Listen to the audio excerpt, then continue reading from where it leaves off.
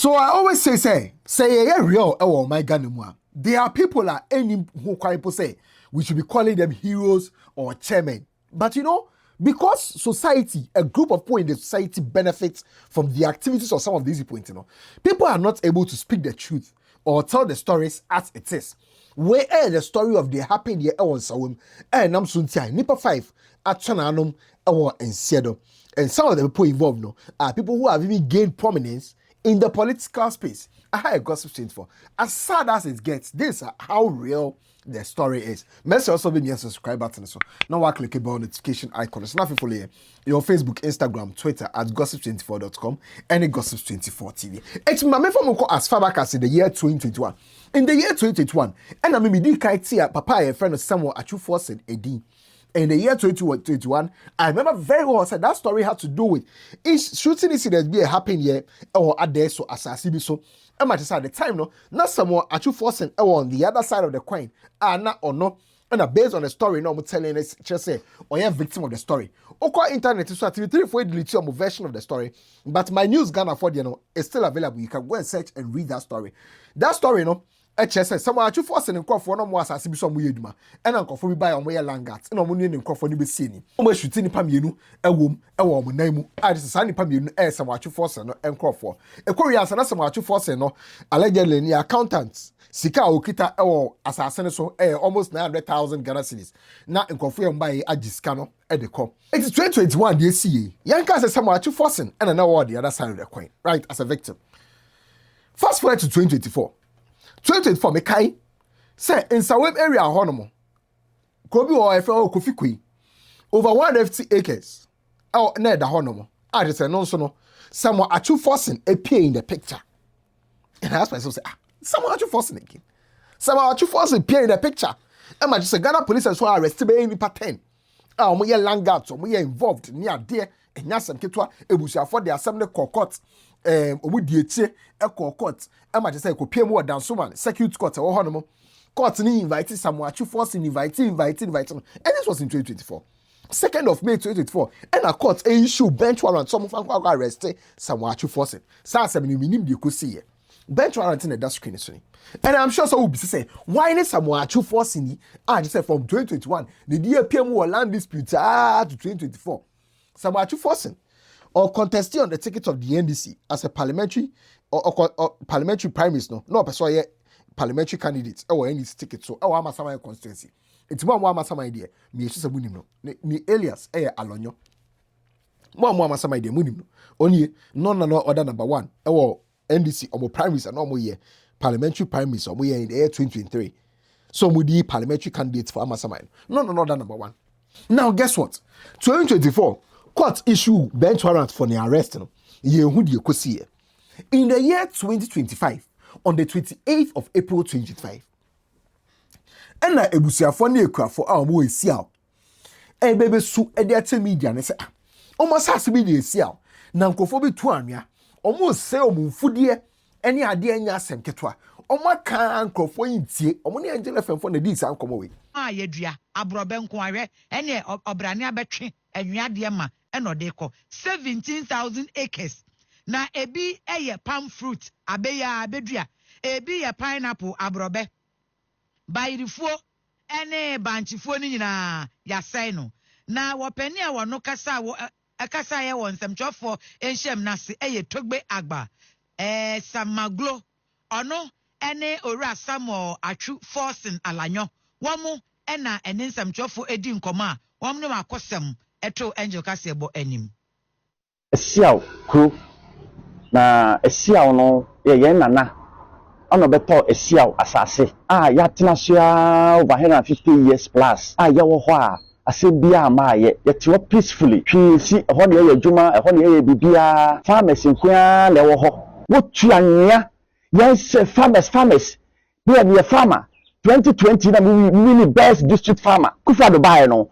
also oye planting for food ye ho ne ye adwuma wo mahama nsuaba also oye another program for farming and pay sorry so be didi na so kwhwe na wa say ye nyame nyinara nipa he and was surround pa what you know to so plastic down when na so nipa kakra bi but aduane di obi didi edi e ko pie mu biom no eye togbe bi they say talk any partner on any di side man we see a honum ebusuafo ne allege no na Samuel Attribution aka Alanyi na ne die bebepim omo ne talk any kobon komo a na talk any si omo de omo say obi asase Samuel Attribution de omo nya no na mbon komo but talk any si omo say obi asase bibia e kama wa say omo hwe talk any defend so omo say obi asase Sam Maglo na Samuel Attribution Alanyo wo mu mienu eni esusom ye contractor wo mu tu anwea e wo hwa na obi ka say accused persons we accused persons na togbe aga sema ye twiben ebisa ni se papa na want na mu ye wo bi edua na ade amu say ni sempa nete o say no it is not true o say no kura bi anim ye ntie nkyeremu e. Until before say Baba started Juma way, you did come by assassin over 5 months ago. Me ba 7th January, and I'm ba assassin way su. Emma the master, Emma ebo announcement. Say assassin e wo kronu sunu. E ba be yesu Juma. Until you pass obi be yefu wo obium. Because previous day no mu ye Juma also did. But now I ready say ba be Juma no. Ma obi and bia be fufu obium. Until wa okay a hwi ni ha. Say ye na say baby wo ho. Na fire no adwuma no ho a na oba na yenya nton ho ya ebetuma ma wa yefo.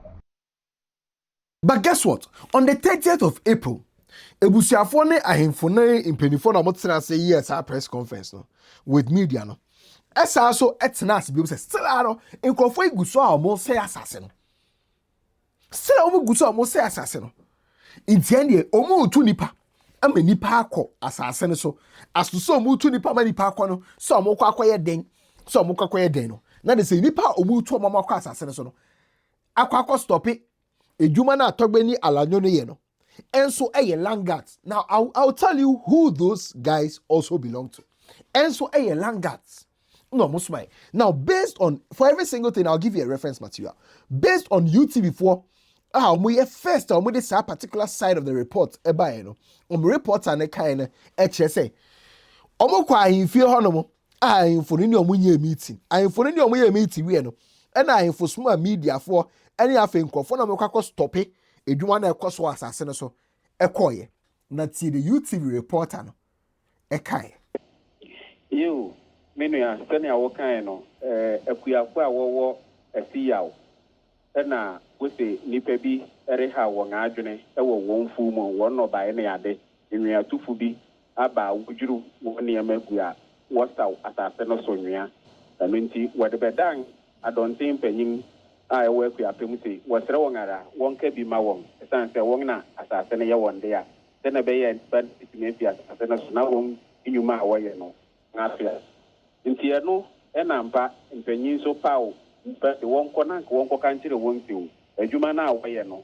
amane akuafo ne de abani nti anka won twintwen so ansa na won hwe no won fa ne man tutuye na ansa se wo besa amon afa ase no so akoye adwuma na amon akọ enampa mranti so se wo padansi nti wo to nsa friends enchirofo na ye ne won kwai wura ye wura hwa pe ene wo fi afe tu atuo na de na wo de atuo ni chire wimu enu nti onga nto ambo bia nti ho ye gidigidi kakra na wonga wobo modin acheche musu wonga mane ntokwa na emum asemu se na abeto won ponso nti nkra award ama wonga na se suma award ama wonti wo meka nchire won tanka wonja ye adwuma ne ye na won fa ndema ntu ya nto na bia nti ebe dan komo na wonyina wo bobo nkomo wo bobo wo nkomo nti mere so ya wo ye se wo ba be ko ye nyina ba be fi wo pe na watan fro ba ko no ginai anche na free bi bai na wo no wo bobotin bi ese togbe na Alanyo bi nti anche na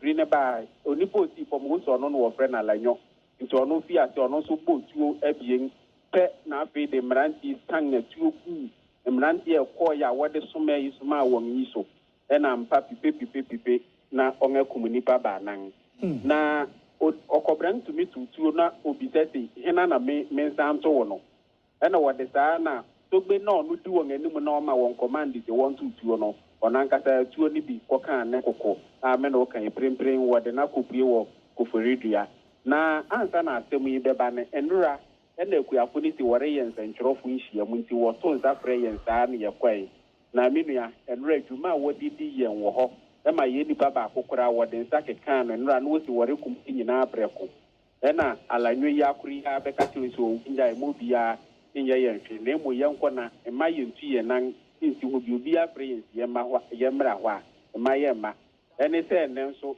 ye san ko ye ngenimu a efosu fe wanse na no twam wo waso a me na o kan nipa ba enum de onga kum wo nyina ma apolisifo akọhọ akọfa emu na wodere konkran akọye mu hwehwɛ mu ni ntomoko asase no so no na ekowie se sa boys na ahemfo ne so mo no maka jo so mo ye Landguards mo belong to a particular faction no ekodu ho no mo no omo akwankoto any resistance nemom enkrofo na omo ye adwuma asase so na ebusuafo ne complaining about no ye togbe no any alanyo no enkrofo no ba later omo ba later no na chese boys no etinejira ho no mo ne ebi no mu bonkomo ena ndi etututo sha se ekoso ewo asase ne so etuto koso no na se nipa ba akọ 5 achara anom ewo nsie do address how boys 5 na etua nanom ewo nsie do no right baako big solo ono nidi akasa Solomon ahoa okpoja nidi akasa no big solo or Madina zongo janse honmo omunim no big solo ono Landguards na omukọ asase no so omukọ akostopi ahemfo no so no ka ho bi omaboritu ekuno baako youth king ne street no so mo friend aya say high house aya ono so no oka omo a omutwa anom ewon se do no baako Mauli ono so ka ho baako omutwa mo friend Moses ono so ka ho ena baako de se mienu enya omuti didi mu right by nipa ombo mutuo no 5 the other person minim didi ena nipa 5 de amunu a etu okika omo ama te so mo de omutwa nananom ewo ensie do nti nipa 5 no Landguards now obi se omo ye hwana Landguards somebody make a post few days ago o post video o bet akwa somebody ni page or Instagram now go share that video somebody the clue be share honomo say those family lands are not for sale, don't go near it. I am giving you up to 24 hours to claim your boys or else I will mention your name. For when you say somebody who ni paben and I say bano say yeah ball Landguards dini adia ni di pay or conversation for when you say ono ne boys and I say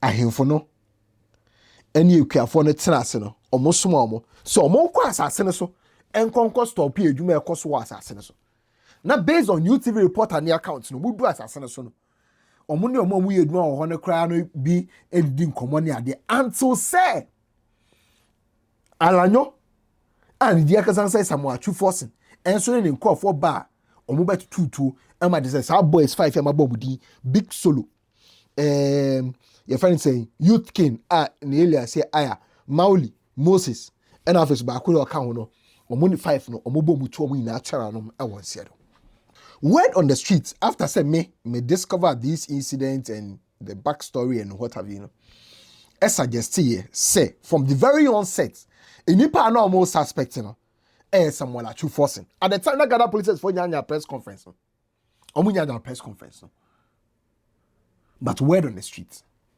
na che say Samuel Attribution no na ne ho bon share this particular video.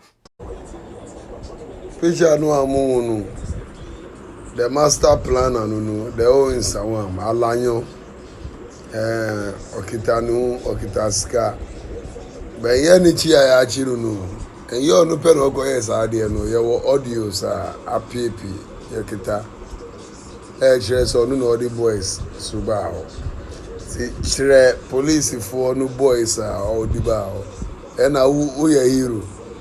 Yes, who ye hero say macho man. But who ye hero say who ye done, who get a scar. Why mon or mobile 5 man or the muko to Omo ye national security omo ye why mo catch the police for. But you in particular no wuna osuma eko na eko bobo mutu. Don't think the police are fool. They dey catch them. Police for muy intelligent. One neighbor 5 ma who are number 5. Onya move per 1 million move. Who move yeso a the other friend life more first and 1 million. Yeah, aware, yeah. Now, so share this particular video. If you know what video we mono, I'm boss Samuel at 2 in air and no quadin, or another guy almost friend 1 million a day. Into underline is a dim anyway. At 200. Into your boss, I dim anyway. And China Ghana Police Service for arresting nipa back for. I just say back Samuel 2 back ye free heart kuku seduno, back Kwesi Prince. And a back no Benjamin Ajaleko. Into nipa 4 we and a Ghana Police Service for arrest omo na hu omo e pictures ni no. Omo and omo ye nipa 4 na omo pictures ni. Now Ghana Police Service arrested sa nipa 4 we ewie no. Interesting developments I on 4 year. No question na man for bisa say. Now 1 million na man for body di no. Owe he. And that's what takes us to Ghana Police Service for press conference. Omo be ye. Ghana Police Service for press conference on be ye no. Eho and on babe tiemu. So omo di Samuel Atwu forcing, including nipa miensa omo arrest omo no. E de omo kokogina court. No omo search nipa ba akwa ka ho and di 1 million. On 29th April 2025, the Eastern South Regional Police Command commenced investigation into a shooting incident which resulted in the death of 5 people at Esiyal near Akwani Dobro in Nsawam. The police crime scene team, which responded to the incident, found the lifeless bodies of 5 male adults with gunshot wounds. No other persons were met at the scene. The team recovered the following items from the scene: 1 Toyota Tacoma vehicle, 1 Toyota Tundra vehicle, 1 pump action gun with 17 live cartridges, 4 empty cartridges, and 3 7.62 39mm empty shells, 1 9mm empty shell, and 5 heavy-duty motorbikes. Preliminary investigation suggested that there was a confrontation between 2 groups over sand winning at the location of the incident. The bodies of the deceased were deposited at the police hospital mortuary for preservation, identification, and autopsy while investigation continued to get the perpetrators arrested. Through sustained intelligence operations, we have so far arrested 5 suspects in connection with this case. The suspects are: 1, Samuel Atwu alias Alanyo. The second is Freeheart Kweku Sedonu. The third is Kwesi Prince. And the fourth is Benjamin Ajaleko. The fifth is... It is our 1 million no. Word on in conform Wall Street no alleges or involved in Boneno. Ghana Police for press conference no. Omo confirm here sampa. How much is our 1 million no. Now this is where it gets interesting. Ghana Police Service for CID boss this European just not all communicating. E cast so much 1 million. No more the nipa 4 no. Echo courts or church courts their course so one muslim down my journey case to near deno. One chemu say 1 million or the neko courts nibi. Known as 1 million. 4 of the suspects were subsequently arraigned before the Osino District Court on 2nd May 2025, where suspects Samuel Atwu, Freeheart Kweku Sedonu, and Kwesi Prince were remanded into prison custody, while Benjamin Ajaleko was remanded into police custody. They are to reappear before the court on 8th May 2025. It will be recalled that on 30th April 2025... Now, that part of the story is interesting, isn't it? But that's where the story gets more interesting. On the 1st of May 2025, Ghana Police has for your arrest be. Now, conforno, our car just a more bus mo. There's a bus no air call was a coupon. It's can't do what's a body, no. Police barrier or stop a car. No, almost set chicken, and on which nipa miensa. E nipa miensa no Hakim Moro, Tahiru, and Afesu Nurudin, Wahab, or sign nipa miensa on which on which is sign nipa miensa. I say nipa miensa, ekite tuo, almost smuggle tuono, e free Accra, ako wase coupon area hono. Omukite tuo. Na etono mukita no SMG rifle, and there's 21 rounds of ammunition, and a cat tuo no. No bukita. Omede call wasa body. There's some way they do wasa body, omede call wasa coupon. And our police fast stop you. A police for beside Hakim Moro say, Etono, why dear Hakim Moro say, the boss they do a 20 mano, say on fancy mano. The boss and they do a 20 mano, say on fancy mano. Omu beside say the boss na anywhere. Na Hakim eba chest and the boss. No other than Samuel Atwu aka Alanyo enyame meka Ghana Police Service CID boss DCOP and a kai. Just a day, coincidentally, after the murder of the 5 people at Esiyal, the Western Central Regional Police Command arrested 3 people for unlawful possession of arms and ammunition at Boodie Wasa Ikropong in the Western region. And I must mention that this arrest was due to the diligence of the policemen who were on duty at that particular barrier. So we wish to commend them in particular for their vigilance and alertness, which led to the arrest of these people. Unknown to them, these people were people who were connected to this murder at Nsawam. They had allegedly or ostensibly been at the scene of that crime, and they were moving away, and unknown to the police officers on duty at that barrier, through their diligence of stop and search, when they searched these people on board the vehicle, 3 suspects, Hakim Imoro Tahiru, and Nuruddin Wahab, were arrested on board a Grand Bed bus, registration number AS443122, which was en route to Wasa Ikropong. So when their bags were searched and conducted on suspect Hakim Imoro, it led to the retrieval of a submachine gun and 21 rounds of ammunition. Upon interrogation, suspect Hakim Imoro disclosed that the firearm was given to him by his boss, called Forsen, who was in Accra. An interesting twist to this case is that investigation has so far established that the suspect Samuel Achu Forsen, alias Alanyo, who was arrested in connection with the murder at Esiyal, is the boss in Accra who was mentioned by the suspect in Boodie Wasa Ikropong. This is someone, a man for a Haley as chairman, senior man, because of what? Ebia, or once a woman as or one Masamaino, or ya doye, or be chenko for nyoma, politics in tea, and crofo believino, chairman dear, or be ye, ebia was sponsor and crofo back community. But how are ebia nipa way they funding all these philanthropic activities though? Right? And yet idea appealing. Because every single point of the way, you can see say this person is either being accused of something unlawful or is involved in something unlawful that happened from 2021.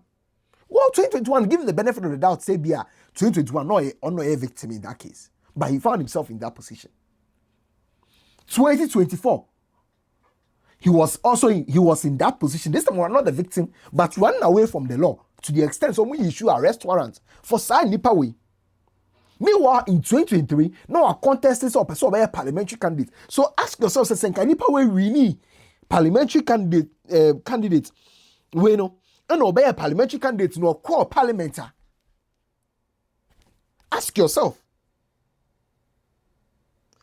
2024 and so on, 2025, and even on the streets, there is a guy called Sheriff. When you read the stories and you hear the accounts and Crawford give about how as a sheriff you would say all these things, hero, Landguards, and what have you, and you're worth it. And the question about the 1 million guy, is an interesting question because I don't know the answer. What nipa for? Actually, a man for body say nipa may say or some channel. What is nipa no? Nipa for all your mark or court. What to me my breakdown of the nipa for the atom more court. By nipa I can to my breakdown of the atom. Someone the neck or court. Say I had someone remanding, someone granting the bill. Went to me and can was. To be honest with you, will be your friend who saw a gangster, sebi or a killer anyway, a lazy path to success. A lazy path, and one of the laziest paths to success. Ubi catch or say, or a killer, or a mafia, or you say, one of the lazy paths to success. Because you don't want to be involved in any real work.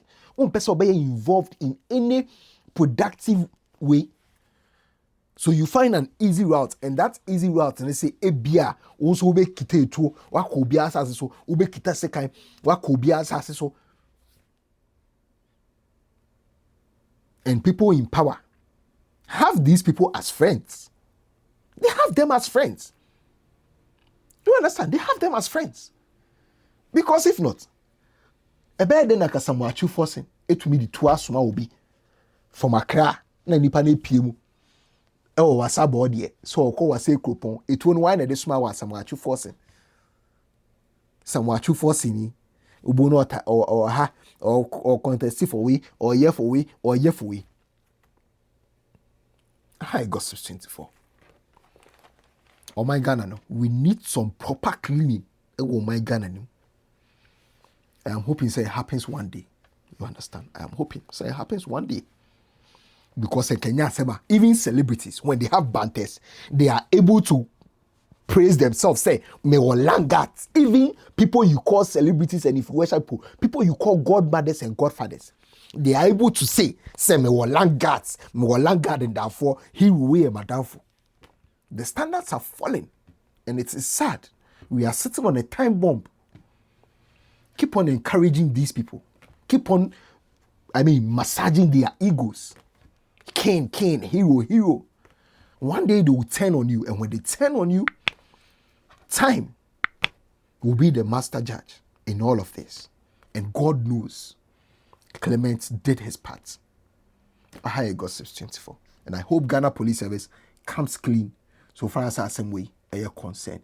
Keep on giving people updates because they are man for lives and they are in danger.